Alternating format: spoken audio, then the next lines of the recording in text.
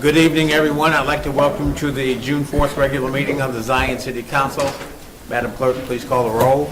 Commissioner Patterson? Here. Commissioner Holmes? Here. Commissioner McDowell? Here. Commissioner Fisher? Here. Mayor McKinney? Here. Item number 3 is a Pledge of Allegiance. Mr. Brimmer, would you lead us in the Pledge of Allegiance, please?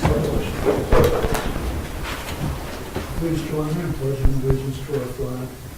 I pledge allegiance to the flag of the United States of America and to the republic for which it stands, one nation, under God, indivisible, with liberty and justice for all. Thank you, sir.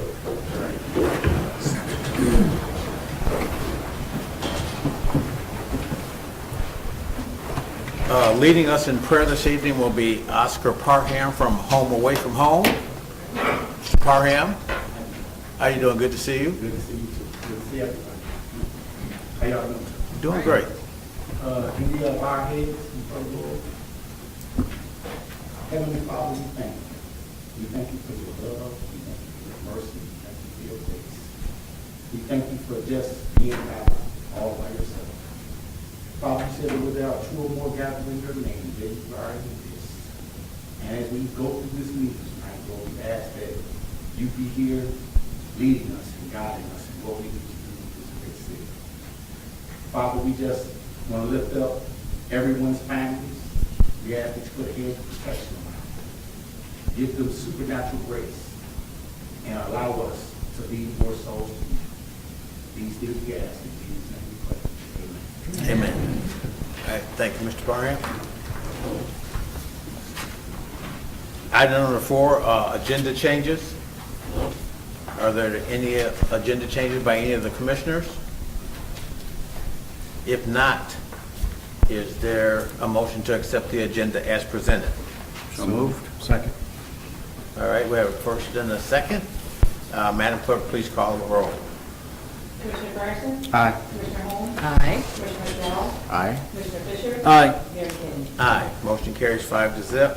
Now we have citizens' comments. Item number 5, Julie Bucci, would you approach? And just for some of you that have not attended the council meetings in the past, there is a 3-minute limit on citizens' comments. So we ask you to be succinct with your comments. My name is Julia Bucci. I live at 3010 Edina Boulevard, and my family was affected by the sewage backup along with many other friends and neighbors. We lost items that can't be replaced and appliances that are costly to replace. I do have pictures and a list of items lost if anyone is interested. My main concern is safety and cleaning and sterilization. What is the city of Zion doing to prevent another backup? And is there anything that can be done to give help to those affected? Right. Thank you. We typically don't answer any questions at citizens' comment, but during departmental commentary, someone will address your issues. So thank you for bringing that to our attention. Mary Lou Hildebrandt?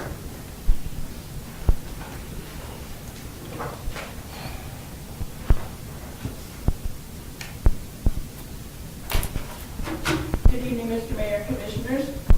During the month of May, your ESDA volunteers gave 230 and 3/4 hours of service to the city for a value of $7,728.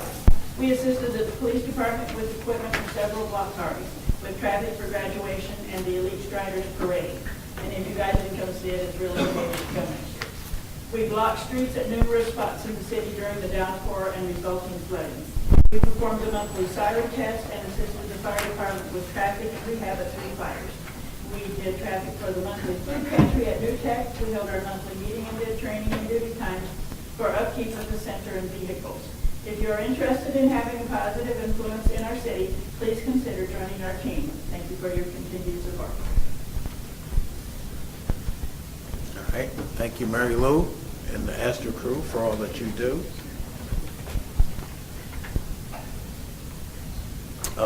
Helmut Peter? Thank you, Mr. Mayor. I'll be brief. I'm here on behalf of the 1903 Kenosha Road project. I want to thank the commissioners for for giving us the opportunity to respond to all the comments that were made from both the issues that were raised by both the neighbors, by commission members. We did give you a written response, which I hope addressed all your concerns adequately.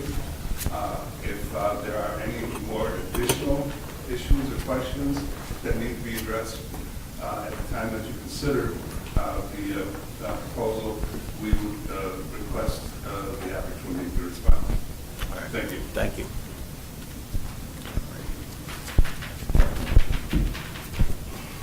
Item number 6 is consent agenda.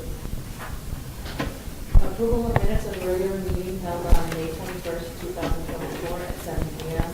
Approval but not related to closed session minutes on the meeting held on May 21st, 2024 at 7:46 p.m. The motion to approve the minutes? Motion by Holmes. Second. Second by McDowell. Madam Clerk, please call the roll. Commissioner Fryerson? Aye. Commissioner Holmes? Aye. Commissioner McDowell? Aye. Commissioner Fisher? Aye. Mayor McKinney? Abstain.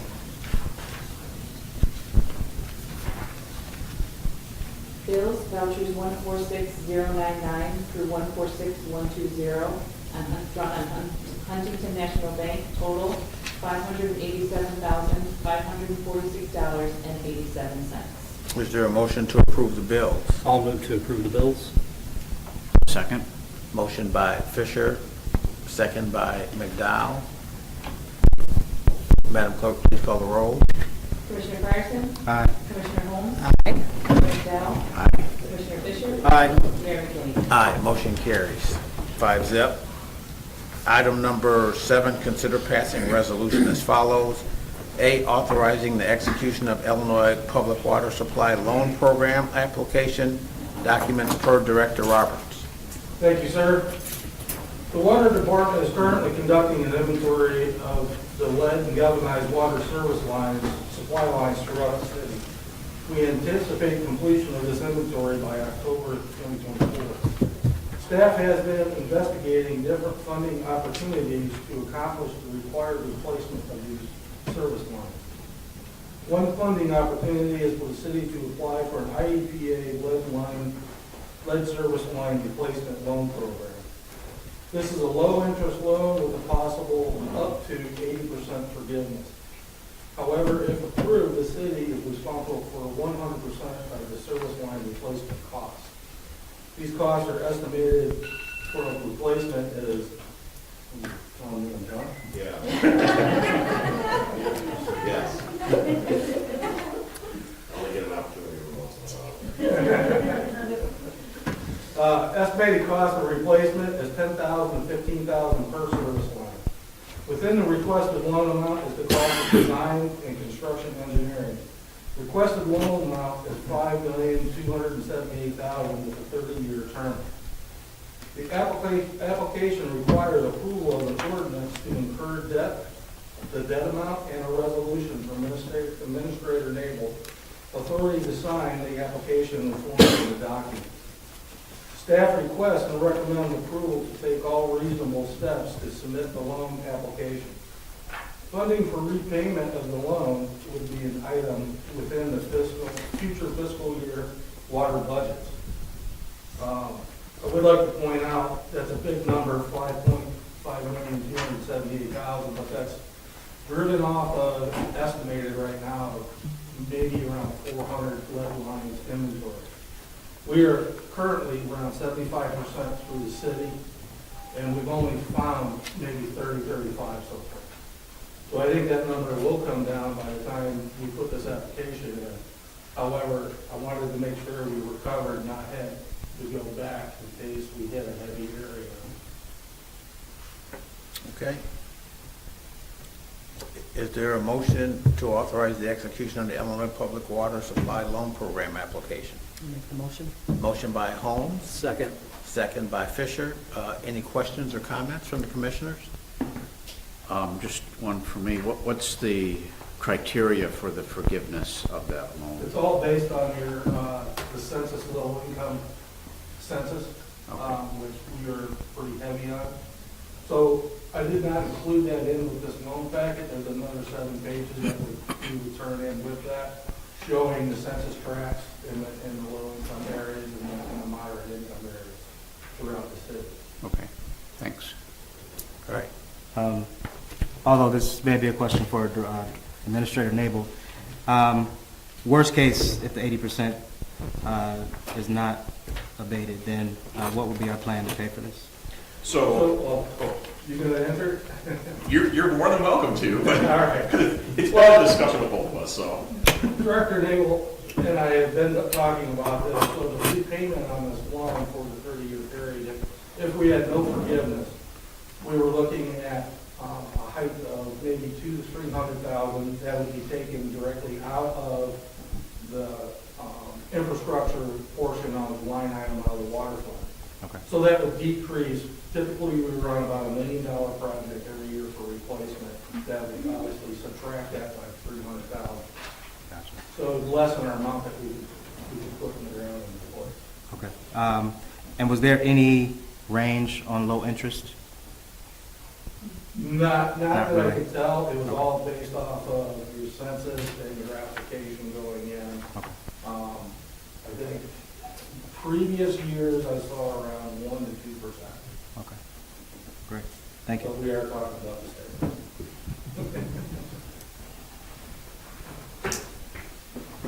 Any other questions from the commissioners? Madam Clerk, please call the roll. Commissioner Fryerson? Aye. Commissioner Holmes? Aye. Commissioner Sal? Aye. Commissioner Fisher? Aye. Mayor McKinney? Aye, motion carries 5-0. Item number 8, consider passing ordinances as follows. 8A, authorizing the city of Zion, Lake County, Illinois, to borrow funds from the Public Water Supply Loan Program per Director Roberts. Thank you, sir. This is basically covered underneath my previous memo. This is the other section of it that we would need an approval of an ordinance to incur this amount of debt. All right, is there a motion to approve authorizing the city of Zion to borrow funds from the Public Water Supply Loan Program? So moved. Second. Motion by Holmes and second by Fisher. Any questions or comments? Madam Clerk, please call the roll.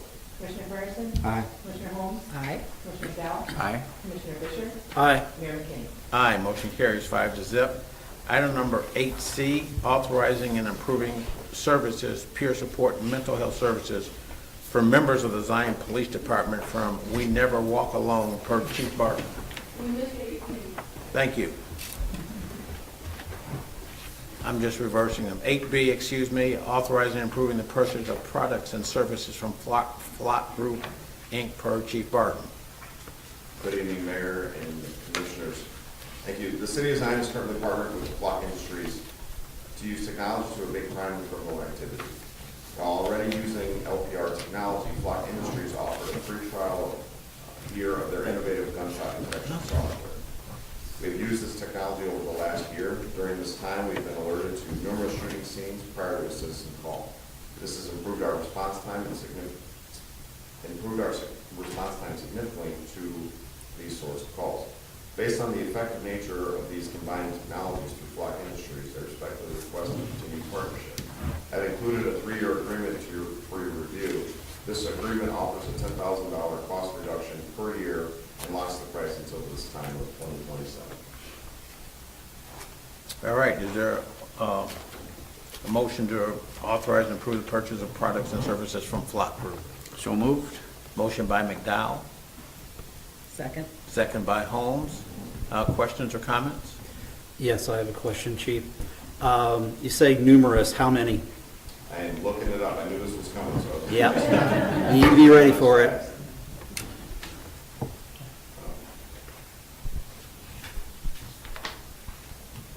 Apologize for not being this one. Are there any other questions? Yeah. I do have one, Chief, while you're looking that information up. Can you tell our audience here, some of our residents, why the Flock products have been so good in helping us to reduce crime here in the city and how they operate? So the Flock products have worked both with the ALPR and the gunshot detection system. They work in concert together. Now, we have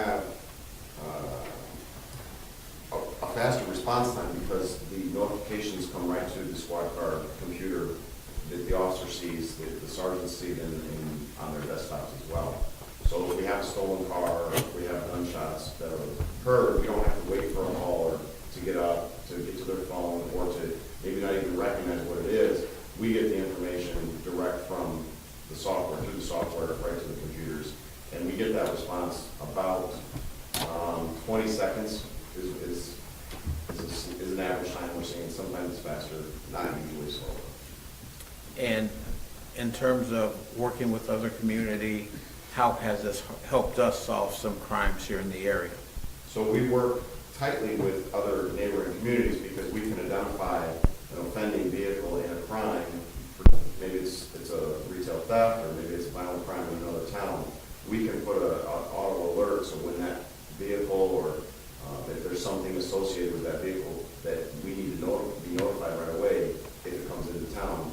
A great example of this is Vernon Hills just used this information, and there was a press release, public notice put out the other day of three crime gangs, retail theft gangs that were wanted across the United States. In 10 different states, they had warrants in 10 different states, and had impacted a number of communities to the tune of approximately $500,000 of theft just from Vernon Hills just in the state of Illinois, but targeting Vernon Hills specifically, where we were able to get notified of that vehicle arriving to the suspected area where the crime is going to be committed, and officers were able to respond. And in doing so, they also took down these three crime gangs. They liberated a number of people that were promised work and were contained in the back of the U-Haul vehicle for unknown purposes, but Venezuelan individuals that were migrants. So that's a prime example of how fast it works, how quickly it can go. So I can answer the gunshot question. Everyone. So, every gunshot. Yeah. So over the last year, we've been able to categorize 581 total alerts. I'm sorry, let's see. Of those 581, 201 of those were identified as single gunshot alerts. There were additional 294 fireworks alerts. Of those 581 initial calls, total multiple gunshot alerts were 86. So of those calls, we got instant notification, and officers were responding within seconds rather than minutes potentially of a person having a call. We had identified several specific calls where nobody called. There was no callers on these incidents, and we in fact made multiple arrests, and guns were recovered in a shooting incident. Thank you. Chief, can you talk about the existing coverage, and would we be looking to expand that, or is the coverage chosen correct? Using heat mapping, we've identified the coverage area to continue to be the same area. We have an area east of Lewis and west of Galilee, north and south to 33rd and 21st Street. That's very loose, but yes. Okay. I don't want to expand. I don't think we need to expand it at this point. This is sufficient. All right. Any other questions for Chief Barton? All right, we had a first and a second. Madam Clerk, please call the roll. Commissioner Fryerson? Aye. Commissioner Holmes? Aye. Commissioner McDowell? Aye. Commissioner Fisher? Aye. Mayor King? Aye, motion carries 5-0. Now on to item C, authorizing and improving services, peer support and mental health services for members of the Zion Police Department from We Never Walk Alone for Chief Barton. Again, thank you, Honorable Mayor, McKinney, and Commissioners. As part of our continued effort to support our Zion police officers through the myriad of difficult calls that they see, we have put together a comprehensive plan to address the overall health and well-being of each officer. We've implemented to date updating training, instruction, as well as providing a modern physical fitness center. The last component that we want to fulfill is the mental health piece. I've instructed staff to research and seek out opportunities to address the mental health and support piece. The We Never Walk Alone Foundation was set up to help first responders cope and manage the stressors of this job. We Never Walk Alone is a private agency that provides national our nationwide peer support and mental health network. The agency provides, I'll list a few things here, 24/7 access to nearly 400 training peer supporters, access to nearly 125 mental health professionals, online self-assessment tests to help officers go in the right direction for mental health needs, a centralized database of external resources for those who do not wish to speak with any peers, provides training to 4 of our officers, as we would continue to add to the pool of peer supporters for this service. The service allows officers to speak with other officers who do not work for the Zion Police Department and gives them a starting point to access any mental health resources, so there's anonymity, and provides specialized veterans resources. The required contributions, costs, and commitments are as follows. We would have to train 4 to 5 officers through this, we never walk alone process. We would need to agree to a 3-year term commitment. The cost to the city is at $30 per officer per year. And then there's a civilian option as well. The total cost for 3 years would be $5,580 or $1,860 annually. I respectfully request approval of this agreement as provided for the 3-year term of $1,860 annually. All right, is there a motion? So moved. Motion by McDowell, Second. second by Frierson. Questions or comments?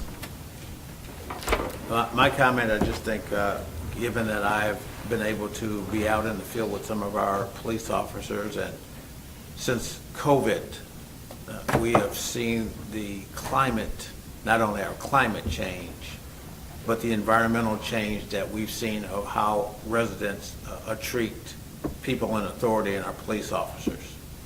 And I've said this when I've been out on calls with them a couple of times, I just don't know how they do it, other than terrific training and being able to keep their composure with things that are said to them and done to them when they're enforcing laws of our community. So I think this mental health services for our police department, and I think for anyone, is crucial, especially after COVID. And I think we're still seeing that in our school systems, and we're still seeing it with adults as well. Madam Clerk, we have the first and the second. Any more comments? Call the roll, please. Commissioner Fryerson? Aye. Commissioner Holmes? Aye. Commissioner McDowell? Aye. Commissioner Fisher? Aye. Mayor McKinney? Aye, motion carries 5-0. Item number 8D regarding surplus property in the police department per Chief Barton. Yeah, thank you, Honorable Mayor, McKinney, and Commissioners. Staff have completed some housekeeping and organizational tasks within the police department. We've identified several items of surplus equipment, mainly old, broken, or non-serviceable items. The following items have been collected and categorized as surplus: 2 printers, 7 computer monitors, 10 computer hard drives that will be removed and destroyed. Approved. Old keyboards, there are several mice and chargers. There's additional several old hard drives, and then assortment of cords and cables. I respectfully request that all items be declared surplus equipment and destroyed or disposed of. Is there a motion? So moved. Motion by Commissioner McDowell, Second. second by Commissioner Holmes. Questions or comments? Madam Clerk, please call the roll. Commissioner Fryerson? Aye. Commissioner Holmes? Aye. Commissioner McDowell? Aye. Commissioner Fisher? Aye. Mayor McKinney? Aye. Motion carries 5-0. Item number 9, discussion, authorization, and approval.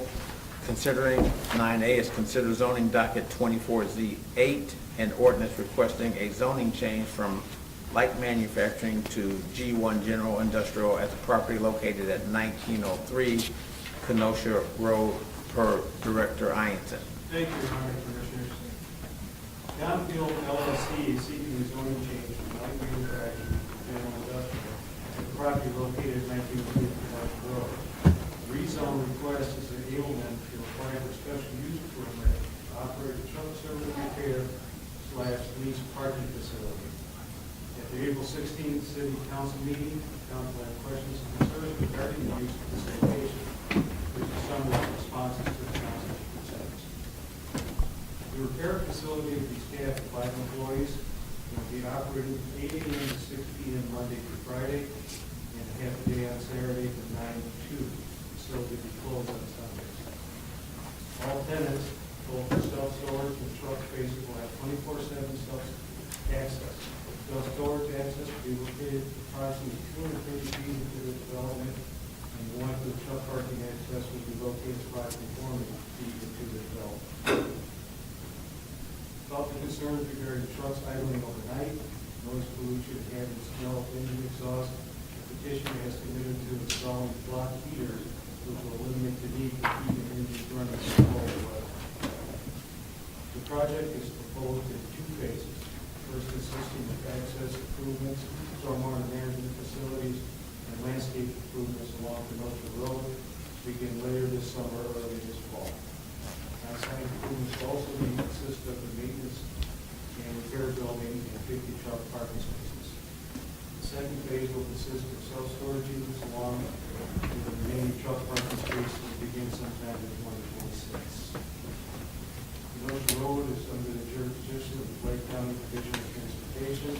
This access design will meet full compliance of the Lake County DOT ordinances and those requirements that will be determined by a traffic study, which will be part of the final engineering documents. If the council considers the request, staff is recommending we make these requirements along with any additional conditions the council may have part of the special use permit. The April 4th, 2024 Planning and Zoning Commission is recommended to deny the request of the vote for the Okay, do we have a motion to deny the request? I'll make a motion to uphold the decision from the recommending body All right. to deny. We have a motion by Frierson. Second. Second by McDowell. Questions or comments? Madam Clerk, please call the roll. Commissioner Fryerson? Aye. Commissioner Holmes? Aye. Commissioner McDowell? Aye. Commissioner Fisher? No. Mayor King? No. Motion carries. Right, motion carries to deny. To deny. Right, right, thank you, yeah. I meant to say aye. You can say that, yeah. I mean, actually, Madam Clerk, I meant to say aye. Oh. So 4-1. Yeah.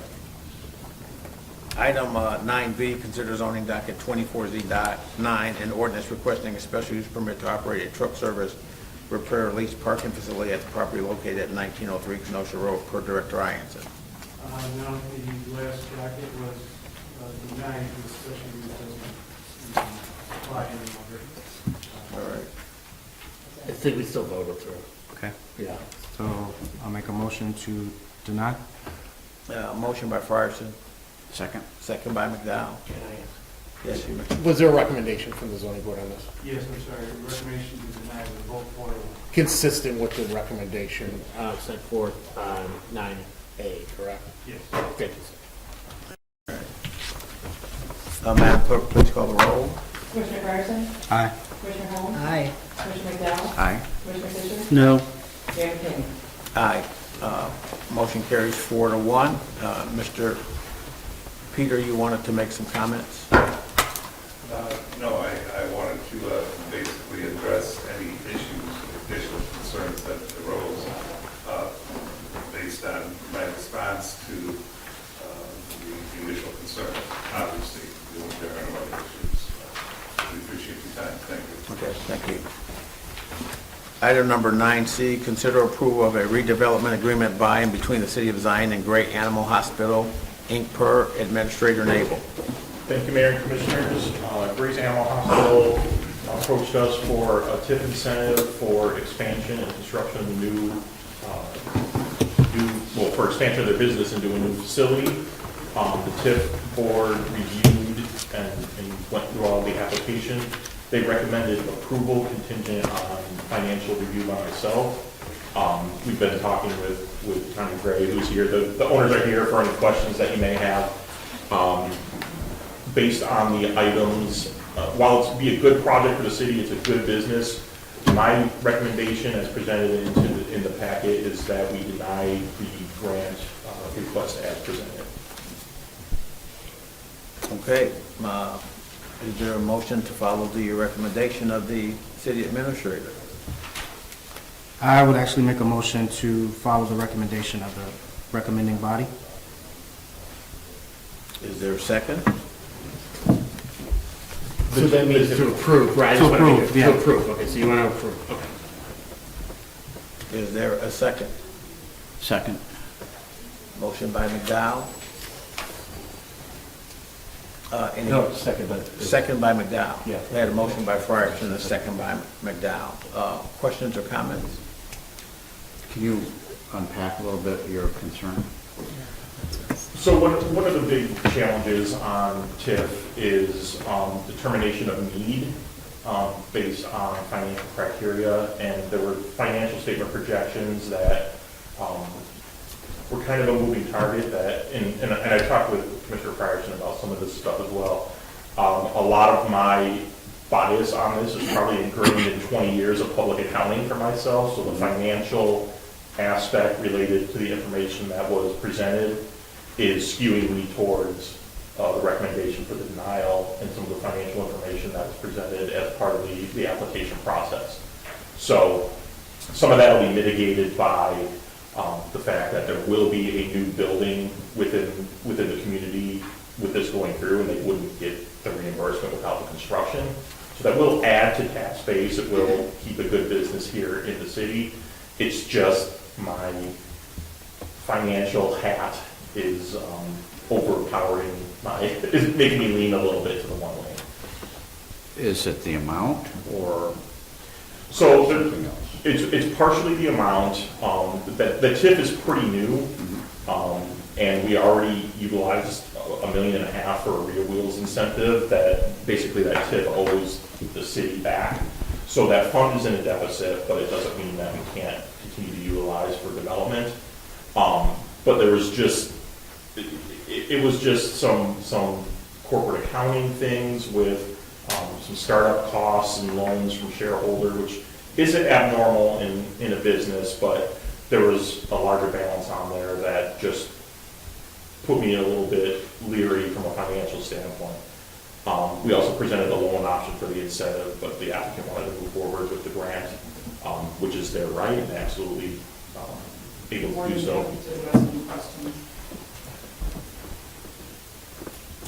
So I don't really have any specific question, but I mean, just from a comment perspective. So as Administrator Nabel mentioned, we chatted a little bit earlier. The level of scrutiny is not something that we've traditionally done on any of the TIF applications. So I was looking at this based on the merits of the project itself, and everything that I can see based on the project. Like you said, it is a new building. It's an expansion of an existing business. It opens up for some of the other development that is going into that space.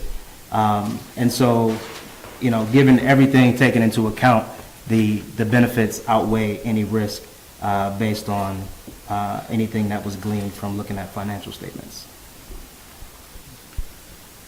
I think you sent a letter to some of the commissioners, at least I got one. Your customer base has increased significantly. I think it was in the thousands, is that right? I opened this startup in 2018 with myself as the only doctor and 5 employees and 0 clients. I've been in the community over 25 years at Harvard. So 5 years ago, started with nothing, new building, new clinic, it's a startup. And now we have, I just hired a 3rd doctor, including myself. And we have 8,000 clients and 18 employees. And unlike most businesses during COVID, we had to remain open. And like, I don't know if you guys follow the news, the veterinary business is considered essential. And we grew faster than we could keep up with. And right now, 2,000 square feet is not enough space for us. We're one of the few clinics for a GP urgent care hybrid clinic that is open 7 days a week. And so we serve the Zion community by offering, accredited high standard of care, where if you go to Premier and your dog ate a metal prong collar, it's $8,000, and we can do it for a quarter of that cost. So I think we would serve the community well, and this is, I think, a win-win for the city clinic. Thanks. Mr. Chair, I just want to make sure the record is clear. Ma'am, could you put your name in the record, just so Madam Clerk has clear for her minutes? Tanya Gray McLaughlin, Dr. Gray. Thank you. Could you also speak to your commitment to want to stay in the Zion area? And then also, I believe your application listed a number of jobs that will be created by this expansion. Yes, I actually grew up in Waukegan, Waukegan High School, raised my family, started there, so two of my sons here in Hudson. And we decided to move to Gurnee for a better school system. And I decided, after graduating UVI at Urbana, I wanted to practice, if the opportunity presented itself in Winthrop Harbor with Dr. Ned Bartlett, Mr. Fisher knows who, my mentor. But I've grown to love my clients and did not want to move. The veterinary business has grown, I can go anywhere I want, but I am very happy, and I'd like to stay in Zion. So in order to stay in Zion, we would need that to plan. Otherwise, we would have to, research other areas. Thank you. Okay. Any additional questions? David, there's a clawback provision in here that's standard with any TIF. Correct. Typically, we put a provision in there that says that the grant is forgiven over a period of 10 years. So this came about not because of this project, but That's a just standard. projects in general, so that somebody doesn't improve their business with city funds, basically flip it, make a profit, take off. So it gets forgiven, over time, or a proportionate share. It can either be transferred with council approval to continue on, or the proportionate share is due back at closing. Okay. Any other questions? Madam Clerk, please call the roll. Commissioner Fryerson? Aye. Commissioner Holmes? Aye. Commissioner McDowell? Aye. Commissioner Fisher? Aye. Mayor King? Aye. Motion carries 5-0.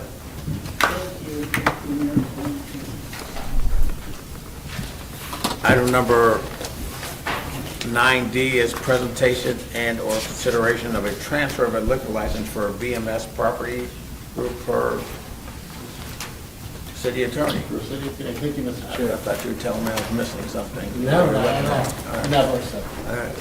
All right. Thank you all, Mr. Chair. As you are aware, the City Council has recently amended the city's liquor code. These changes call for a more modern mechanism of control, the attrition of certain liquor license, and one that promotes actual city transparency.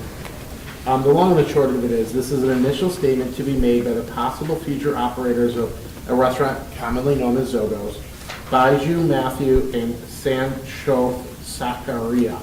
I apologize if I messed up your names. I am doing my best here with that. And the current owner is Bonnie Pappas, who everybody knows.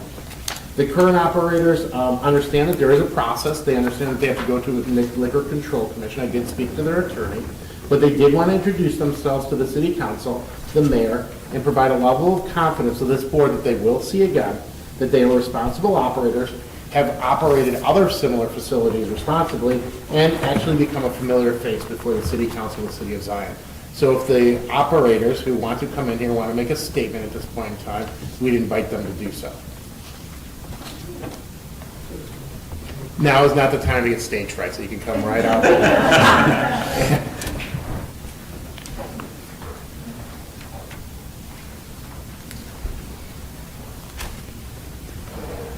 I'm Stevie Abraham, and this is Sundar Scalia, and that's Mikey Matthew. Hello, Mayor and Commissioners. Good evening. Good evening. We do have experience in the business field as well as in the catering business. So we had a Indian grocery store and catering in Glenview. We ran it for 7 years. It was a catering facility that we did catering for up to 4,000, 5,000 people for like weddings, big Indian weddings. So we sold that in like a year and a half ago.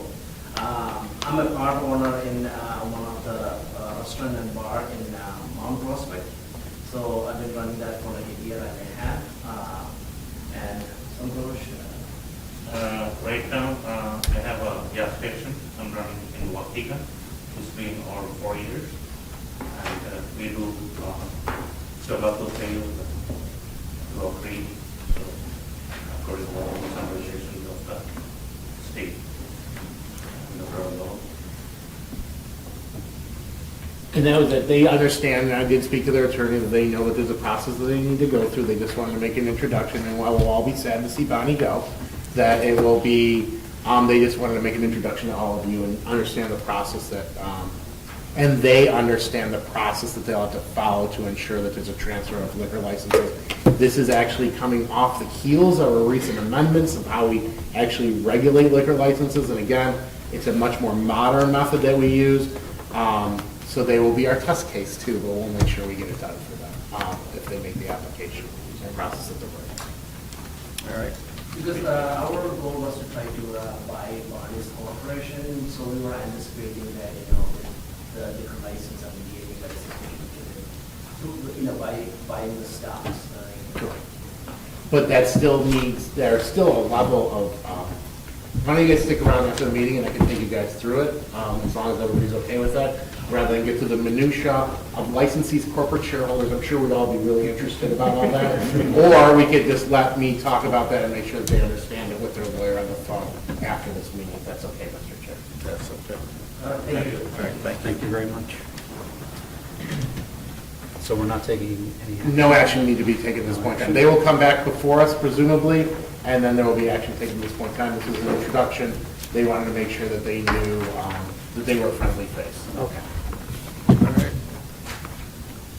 All right, item number 9E is discussion regarding the Lake County Consolidated Emergency Communication Lakecom proposal per Chief Barton. Thank you, Mayor and Commissioners. This may be a tag team effort by Chief 3 and I, but I sent all of you several weeks ago a IGA that discusses the new Lakecom dispatch center that will be utilized as our current PSAP is going to, it's in its twilight right now and will be closing, and we anticipate that we and the City of Zion and many other agencies within Lake County will be utilizing the services of Lakecom. I just want to answer any questions that I can, or open discussion that any of you all may have to comply with those. Will this new Consolidated Emergency Communication Center, will it improve our response time to issues that we're having in Zion? And will there be Zion residents that have that experience as operators? It's going to be a very similar model as what we're currently using in Gurney.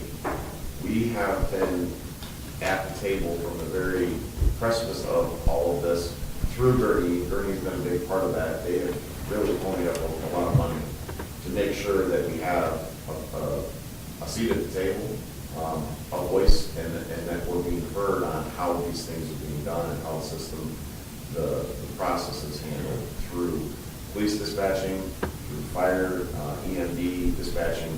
So yes, I would say that the process is going to be the same, hopefully improved.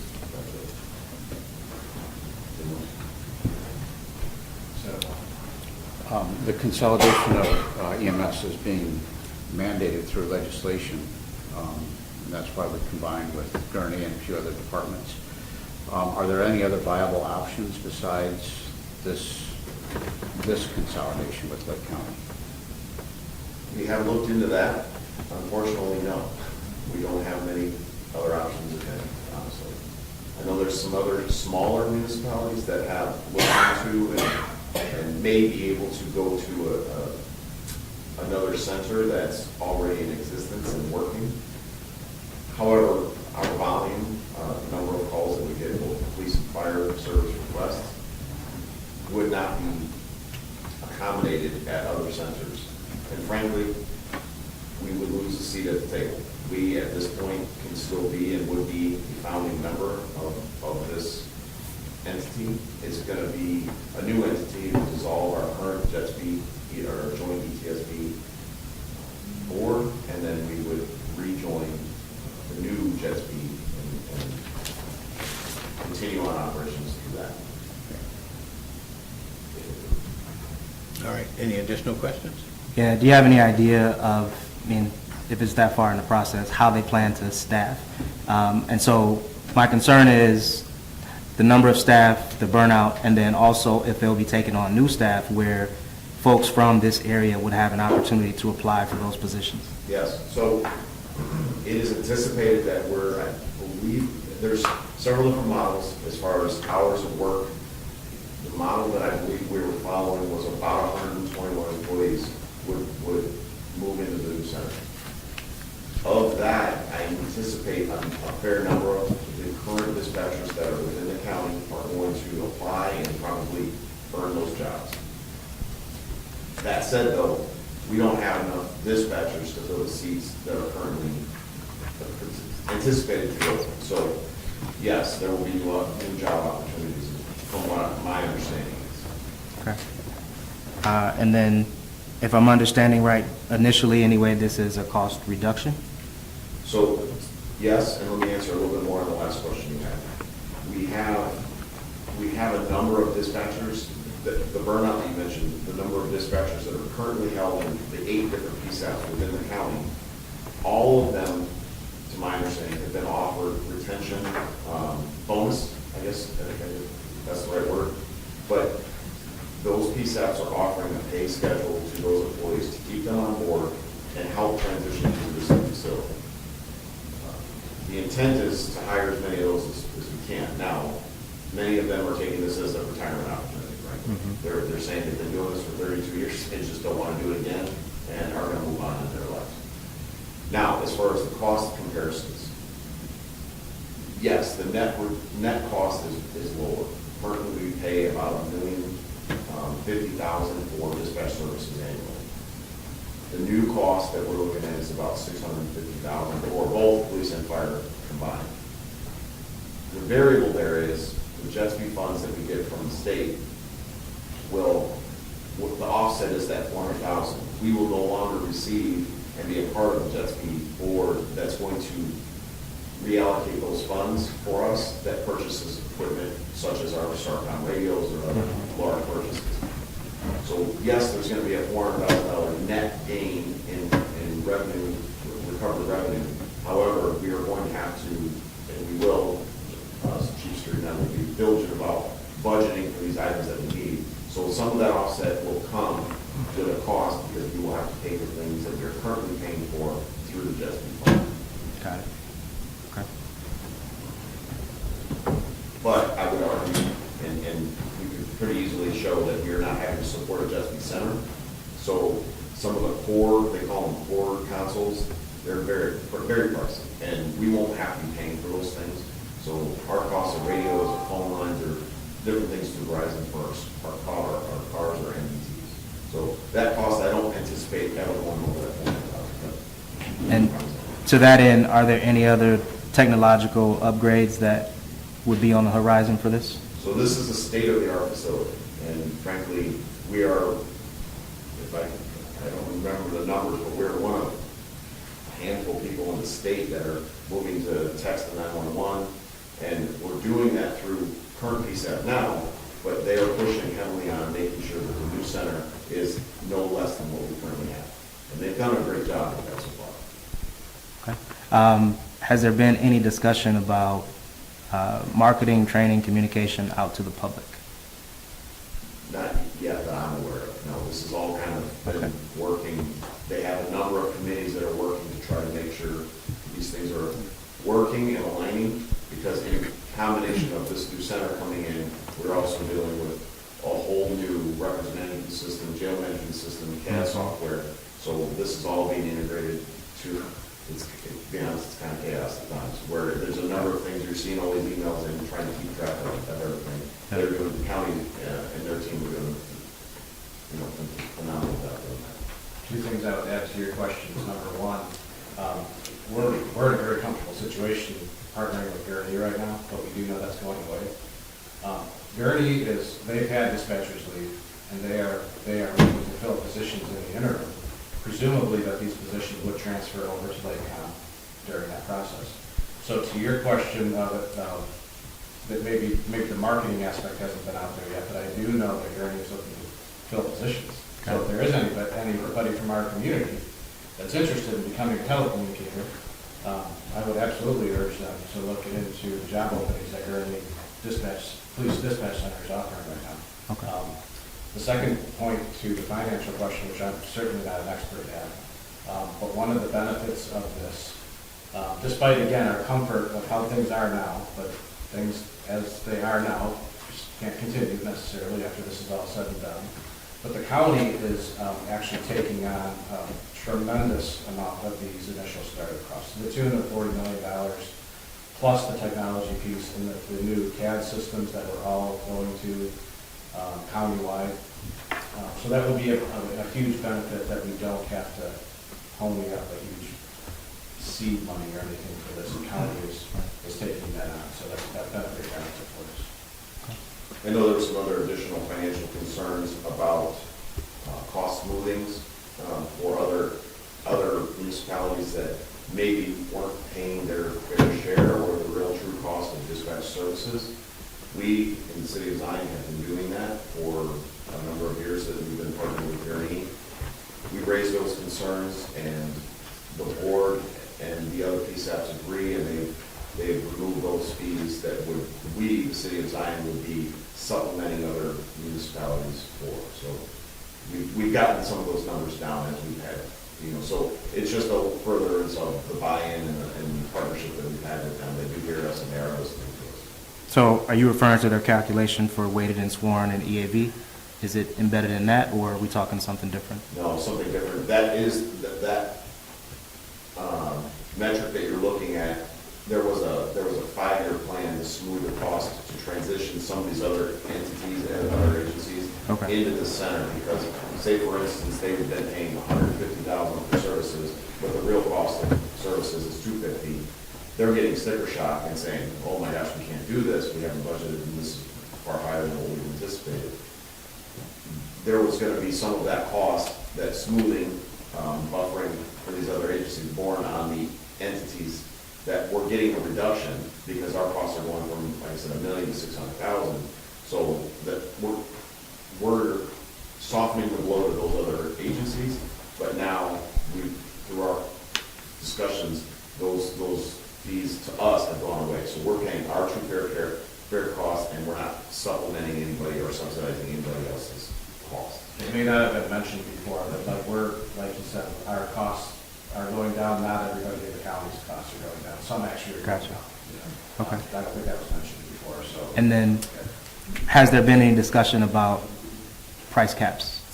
So I know when we switched over to Gurney, like things started to grow exponentially toward the latter end of that. So has there been, any discussion about what that looks like over a 5-7 year period?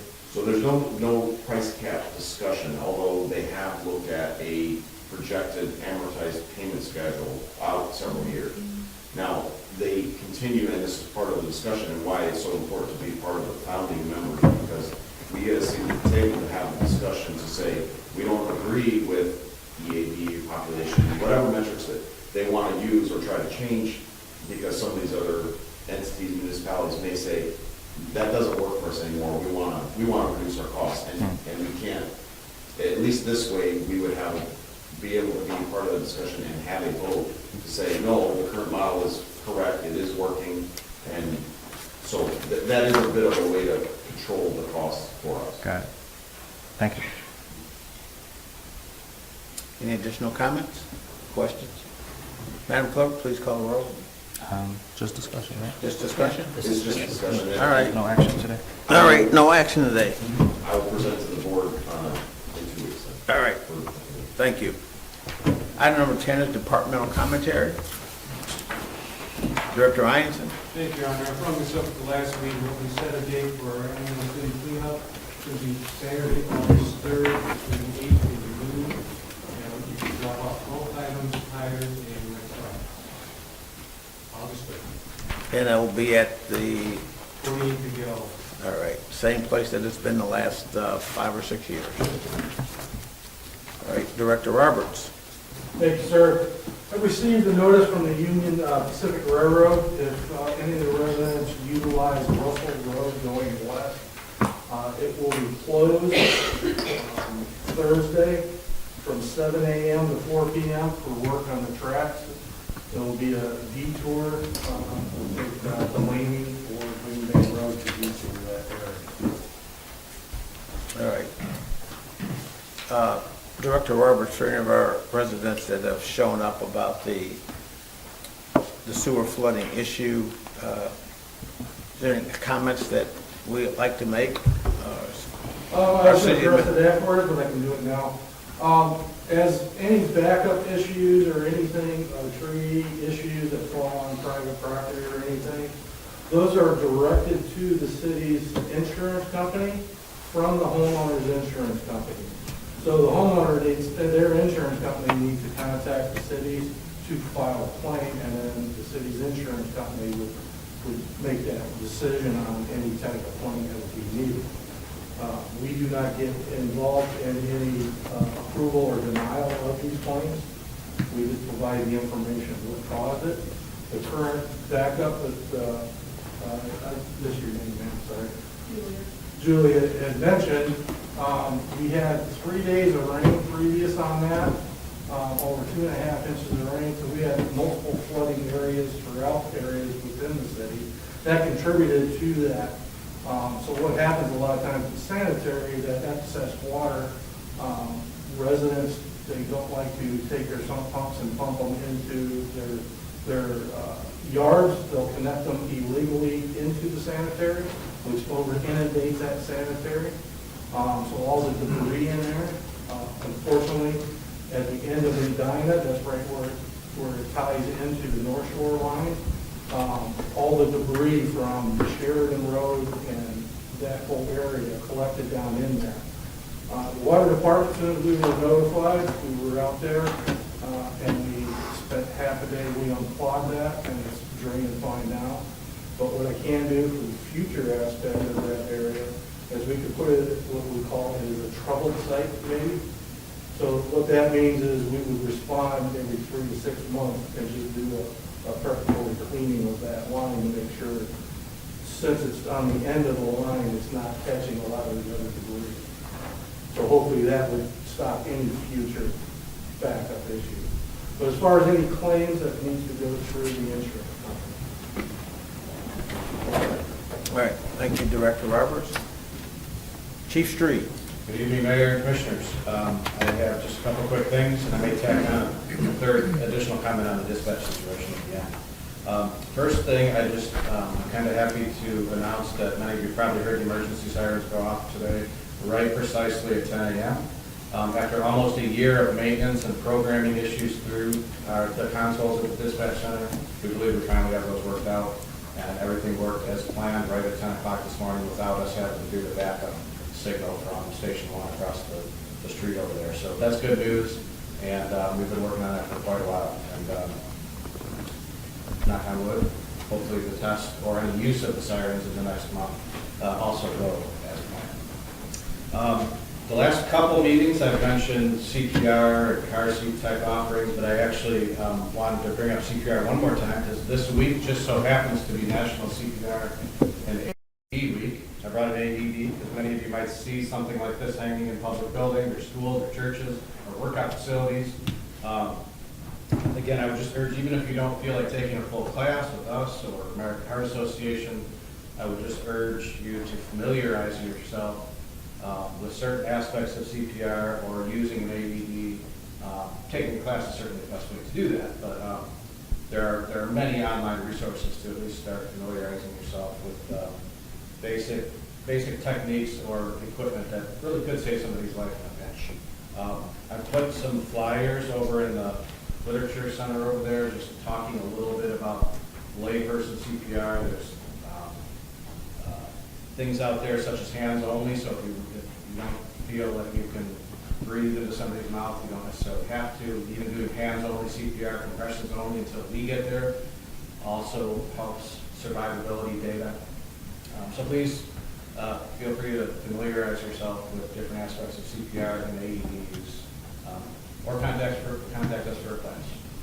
The only other comment I was going to make on the dispatch center is, as Chief Barton mentioned, it most likely will be an action item at the next meeting to approve that IGA. I would ask any of you with any questions, feel free to let us know either by email or phone call. The framers of the IGA and the proposed bylaws are very open to questions, and they'll help us through any of the concerns or questions that we have, up to and including maybe even coming to the next meeting if we really ask them to. So that was a large document of info to go through. We get that. It's hard for me to even get through that full document. But if you have any questions about any of that, please let us know, and we certainly know where to get the answers. All right. That's all I have. All right, thank you, Chief Street. Chief Barton? Yeah, I had enough tonight, huh? All right. I just want to thank Officer Hugo Robles. He organized our first Coffee with a Cop on June 1st, Saturday morning at McDonald's. And thank McDonald's North, I guess. They had a tremendous outpouring of support and help, and really was a good show. Again, very good event. Nice to see everyone that came out, talk with a number of individuals that just want to sit down and have a conversation. And it was great. It was nice. We'll be doing that again probably in October or sometime this year. A mention to the flooding that came about this last week. Please, if you see roads or you're having a lot of water over the roadways, please don't drive through it. It's going to damage your car, it's going to shut you down, and we're going to be out there trying to block traffic and keep people out of it. But we had a number of vehicles that were stranded because of flooding issues that were then later have to be towed out. And it was very difficult, and there was a lot going on, so we were spread out very thin that day. Remember to clean off your little street drains, because I was doing that even in about 2 feet of water outside the PD, because our PD was flooding as well during that time. So please remember to clean those drains out. Unobstructed drains can drain a lot faster. And then one last thing is a reminder that solicitors need to have a permit through the city, and I'll be bringing some items to this board for consideration going forward. But Ray Roberts at the the Public Works has had issues with fraudulent solicitors coming out that are peddling misinformation and trying to get into people's homes unwarranted. If you have a city employee that comes out that are looking to check your water lines, they will have a city badge and will be driving a city truck. So look out your window, look out the front. If you ever have any questions, please call us. We gladly respond to make sure and validate that that is an employee of the city and help them get their service checked out. All right, thank you, Chief Barton. Director Conway. Maybe Cheryl's done. He talked too much. I really have no update at all. Okay.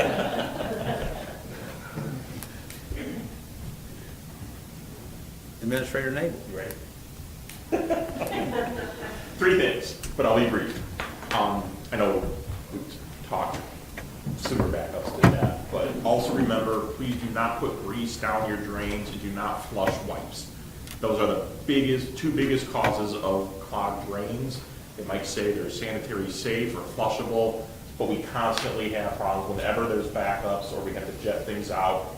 It's more often than not related to kitchen grease that people put in their drains or a clog of wipes that doesn't wash through the system. So that's one thing you can do in addition to cleaning off those grates. 2 other things that are good news. Some of you may or may not know. The City of Hope filed for property tax exemption as a nonprofit, which would have been an impact of $5 million of taxes that they're paying, that they were paying in, that they were trying to get exempt from.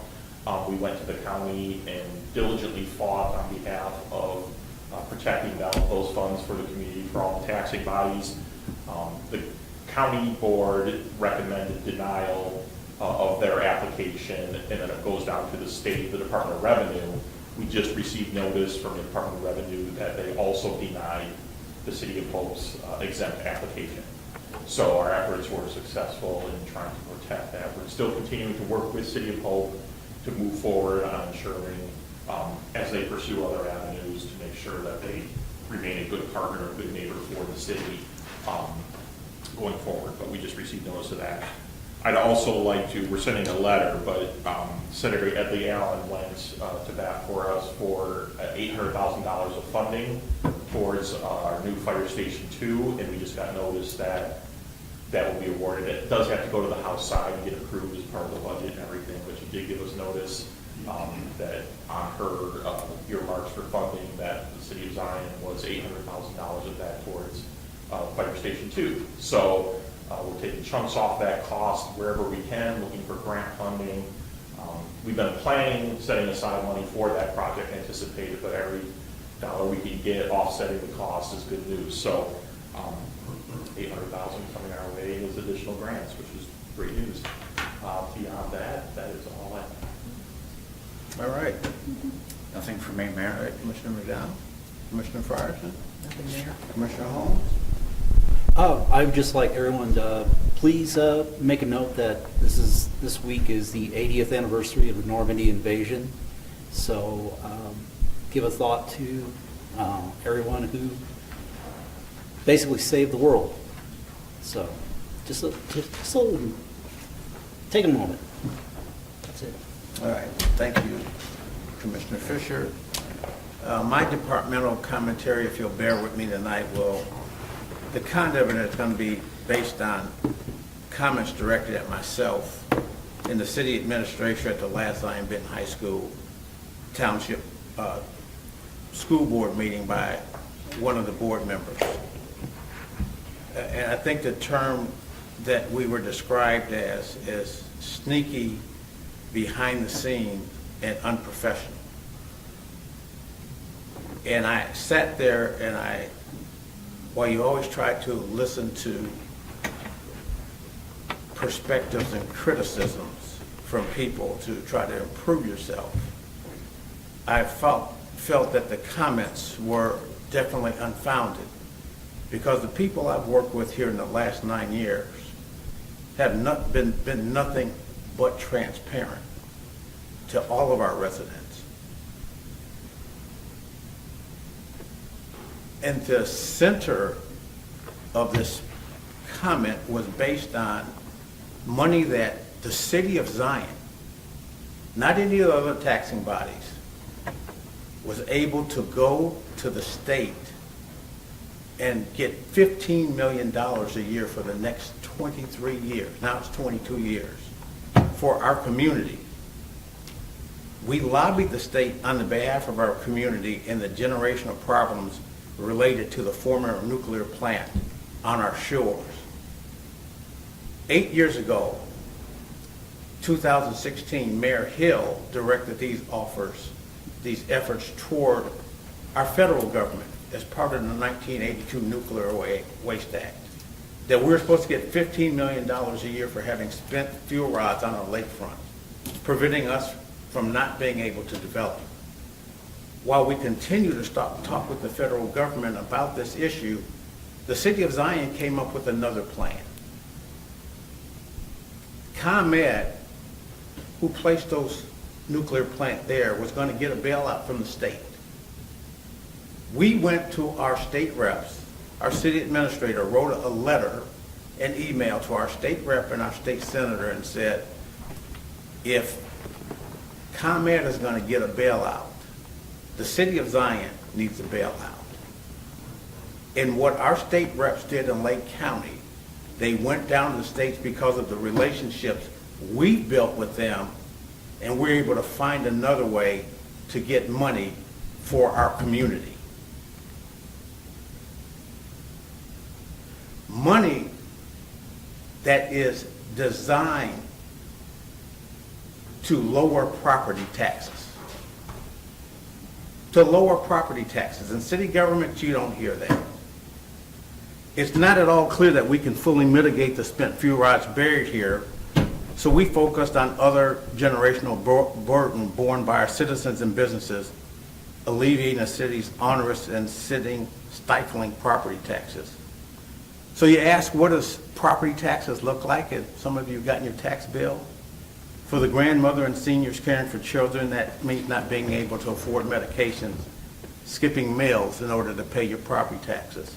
For the children of struggling homeowners, and some of them go to our schools, and I'm all pro-education, it means working extra jobs, taking on another layer of stress, if not dysfunction, on top of the modern problems that our world presents.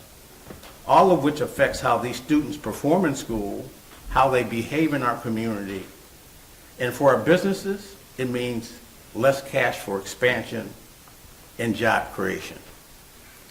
Through the relentless focus and work of the City of Zion leaders and legislators, we won a meaningful battle, a very meaningful battle, when we announced this a couple of years ago. The state agreed to send $15 million a year to our community for the next now 22 years as a form of economic mitigation related to the nuclear plant, as a form of property tax relief and economic development. My administration has been completely transparent about this process and where we feel that the money should go on for the best benefits for our residents. We've met with every taxing body in Zion on multiple occasions, including the superintendent of Zion Benton High School, Dr. Jesse Rodriguez, and the 3 interim superintendents of District 6 during regularly scheduled meetings. Every taxing body, with the exception of District 6, agreed that tax abatement was the single best use of money to help the city and its citizens. Again, to be clear, that means doing something that never happens in city government, lowering taxes.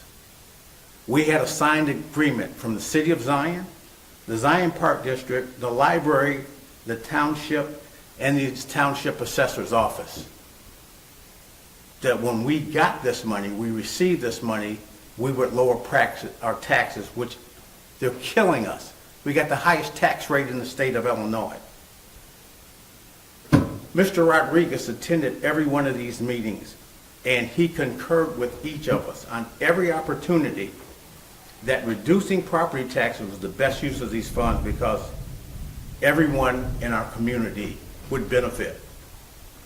Then at the 11th hour, just before the board meeting, he flipped, and based on the comments of one of his school board members and the subsequent unanimous vote of his board to not support lowering taxes for our residents, we can't come to any other conclusion that he misrepresented to his school board about what this process was about and his participation agreement on the issues of lowering taxes. Even though he had been at every meeting and continues to agree to use the money to lower taxes for our $25,000 in businesses, our residents and businesses, and even though the process had been completely transparent, Mr. Rodriguez decided that it was in the best interest of the school districts to shortchange our residents and not commit to lowering taxes for all of us. In this allocation of funds, he deemed that District 6 not only needed 44% of the property taxes already being paid by residents, but also the additional $6.1 million of funding from the state for the next 22 years. And that reducing taxes that are currently strangling our residents and our businesses was too much of a burden for both school districts 6 and 126. So in short, he misrepresented his position to the school board and demanded 44% of the $15 million to continue to go to District 6. Additionally proposed that 25% of the $15 million continue to go to District 126. That means an additional $9.6 million will go to the school district, leaving only $4.5 million for the remaining taxing bodies and leaving the burden of reducing taxes for the 25,000 citizens of Zion solely to the Park District, the township, the library, and the township assessor's office.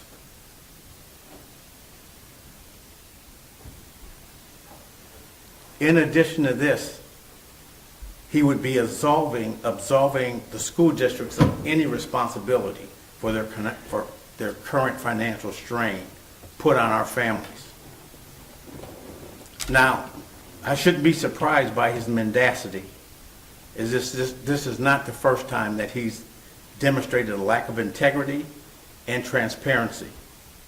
While he touts collaboration and teamwork, He was quick to pursue his own agenda contrary to what the Zion Leaders Group that represents our communities had agreed upon. It is further demonstration that you judge a man not by his words, but by his actions. Administrator Nabel, you? If I may interject real quick, just because this has been, I've been here 12 years and it's been a 12-year process, just to give some more details on the background. As you mentioned, this all started trying to go with federal legislation to try and get funds. We call it the Stranded Act, which was a cooperative effort between all of the taxing bodies. We went a different direction back in 2021 with our state legislators to try and curb the bailout that they were looking at. The intent then, the unfortunate part of this now is that the administrations that are here, not only the superintendents, but a lot of the board members, have come on board after these initial discussions and the initial battle for this happened. So the discussion was to offset, using the language from the Nuclear Waste Policy Act of 1982, to offset the economic and social impact of closure of that nuclear power plant. The direct economic impact of closure was a 145% increase in burden to our residents and businesses. That money, $19 million a year that the plant was paying in property taxes, now shifted to everyone else. So the direct impact of that was an increase in taxes. The only thing we could do with these funds was address the economic impact by trying to lower taxes. We wrote them into the we wrote all of the other taxing bodies into the legislation, initially based on a proportionate share of the property tax bill. So when you talk about the $6.1 million to the school to District 6 and $3.4 million, almost $3.5 million to District 126, it was never the intent that they get $6 million and $3 million respectively to just operate on. It was to then take that fund. What we proposed was taking 75% of these funds that they were getting every year and reduce taxes by that amount. So it created an influx of new capital, new funds for all of the taxing bodies, but we reduced the burden by, it basically be a $10 million reduction or a 20% reduction to tax burden for our residents and businesses. That was the intent. What's happened is that those funds have basically just gone to all the taxing bodies with no offset. What we proposed, and was, I believe, not presented, and I'm only going off of what the resolution that was presented at the high school board meeting was. The information that was in there, while accurate, was not complete. If I could read from one of the items, it said the districts, whereas the district's share, District 126 of the grant for 2023 was $3.4 million, which represented 24% of the total funding, the City of Zion's share of the grant was $1.9 million, which represented 14% of the funding. Whereas the city requested that the grant funding be reallocated so that the district's share would be reduced to 15% and the city's share would be increased to 60% of total funding. That's the extent of what was in the resolution, which makes it sound like the city is trying to grab at additional funds for this. What was proposed to each of the taxing bodies, however, and is not included in this, is that with that 60% allocation, our share was $1.9 million. Our net share would continue to be $1.9 million. Of that 60% that we're getting, we would abate 75% of that, resulting in a $6.4 million abatement to taxes. We presented that to every taxing body, and we got signatures from everyone supporting reallocation, except for District 126 and District 6. District 6 was clear up front that they would not be looking at abatement for taxes, which again was not the original intent of the efforts for this. Dr. Rodriguez did say he was initially in support of this, said he was going to have to present and talk to his finance committee, and then as mentioned, the resolution was in opposition. But I do feel that it was incomplete in telling the true and whole story of what the efforts are related to this. It made it look like the city was going after a cash grab, when actually we were trying to not collect any more than everyone was already collecting, but get an abatement for taxes as promised, as intended. And that's what was voted in opposition, and then there were claims made that were just unfounded. Sorry to interrupt. No, that's okay. I think it speaks to what I was talking about, and what bothered me was the sentence and the accusation of the city has not been transparent. And we've been transparent with everything we've done. To hide something in a resolution and not include what was admitted, what was included in a conversation, that's deception. That's misrepresentation. That's gutless. That's cowardless. That's not good leadership. So we want to talk about a lack of transparency. Let's talk about some of the safety issues at the school. You might recall the shooting that took place after a basketball game. Waukegan High School played Zion. They've had a contentious relationship for years. Our police chief has asked the school system repeatedly, when there's a sporting event at our school, you have to let us know in advance so that we can assign the personnel to be there. You can't call us the last day and say, hey, we've got a game, can your officers show up? We've been understaffed for years. In this shooting that took place, there were bullets shot at people coming out of the game. Our residents and visitors, and that paints a bad picture of us. You want to talk about lack of transparency? When the police asked for the tape of the shooting, it was delayed because it prevented further investigation of being able to capture these people who created this heinous crime in our city. We've asked the school, police chief, expert on safety, why don't you put more parking cameras or lights in your parking lot? It's too dim. Why don't you put the flock cameras at the entrance of your school? So now if something happens, our flock cameras, or license plates readers, we can get these people. It's helped us solve all kind of crimes. And you want to talk about lack of transparency. There are a couple of bomb threats called into the school. Superintendent did not call the police department promptly. He wanted to handle it on his own. Everything's fine at the high school. Well, that's not the truth. Another group of students set off firecrackers in the bathroom, excuse me. I'm a little passionate about this, excuse me. This burns me up.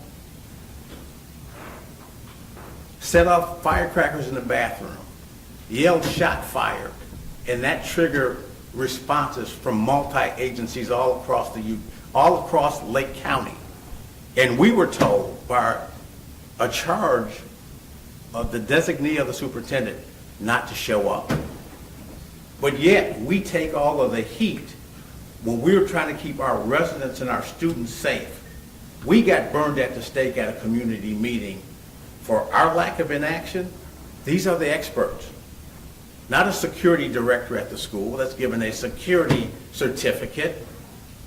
Our jobs in this city, and we've talked about this from the day I took over, was safety in this community, protecting our students and our residents. And you've got lack of transparency at the school about safety issues. I always say this, if you're going to criticize, look at my backyard for issues, take a look at yours before you start criticizing. Any issues that we've had in this city, I'll take responsibility for when we make a mistake. I've never shied away from that. When people have called me about a mistake we've made, I've owned it. So tell your superintendent to do the same thing. In the context of American school shootings in the 21st century, nothing is more important to our police department than keeping our students and our citizens safe. And yet, not only does Mr. Rodriguez seem more aligned with his own self-interest, but he continues to fight the city on other safety issues, especially flock cameras and lighting that would be added bonuses in the school parking lot. I'll say this, District 6 is not an empire of one. We've worked incredibly hard over the last 7 years to bring everybody out of their silos, because our city cannot operate with each taxing body operating in a silo. We created that vision. That man right there, David Nabel, who has been here 13 years, we've been very transparent with everything that we've done within the city. And we've tried to bring people together, share best practices, but you can't talk about teamwork and collaboration. You can't talk about it if you don't walk the walk.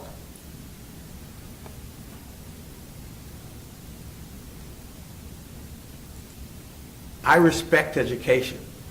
I graduated, I'm a product of Zion Benton High School. So is our police chief, so is our fire chief, so is our city administrator. We're proud of being ZBs, but we're trying to elevate our city as a whole, our community. And when you're sitting on a board, you can't have a myopic view of what's just best for 2,500 students. It involves 25,000 residents, that what you're doing to increase taxes is affecting all of us. If we were an affluent community with mountains of tax revenue, that would be fine. But we're not. Not yet. We're working on it. And if people like Mr. Rodriguez continue to manipulate false narrative to his own board by controlling information to his own end to effectively dismiss the citizenry of this city, we'll never be more than what we are now. I can tell you this, the people sitting up here and working in the city, we're not going to let that happen. You talk about standing against education. I believe in education. Our District 6 has been one of the poorest performing districts in the state, on the verge of being taken back by the state. And I look at the nice buildings that are being built at Zion Benton High School. It's great. You got a performing arts center, you got an aquatic center, 12 million, 9 million, the new football field. New offices for the staff and administration, and we're paying for it. Racism, the comment was brought that the city, by not giving the schools this money, and they're going to get $2 million out of it anyway, money that we brought to the table. You talk about we're continuing a racism pattern of 400 years of racism in this country. You just fired a very competent black man as a superintendent, and you want to talk to me about racism. Zach Livingston was a principal there at the school. Everyone loved him, and he was forced out because he wasn't a sycophant. And everyone that has left there has talked about those same things. And you want to talk about transparency. I'm sorry to get so passionate about this, but this is our community. It's not about the city of Zion. I've said this. The school is not the city. The park district is not the city. It takes all of these institutions, these taxing bodies, to be able to make this city function. If we're not paving roads, creating safety, we don't have much of a school system. We are not sneaky. We are not behind the door making deals. We've been very transparent with everyone in that taxing body that how do you get 5 taxing bodies to sign an agreement? That's not sneaky. That's pretty open.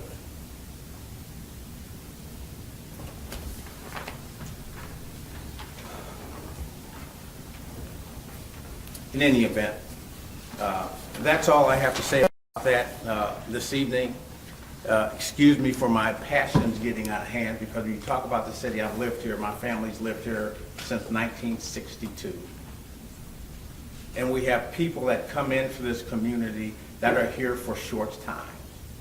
The superintendents that come in, they want to build buildings, and then they're on to their next job, and they're leaving us with the crushing debt that we have to face. They don't live in the community.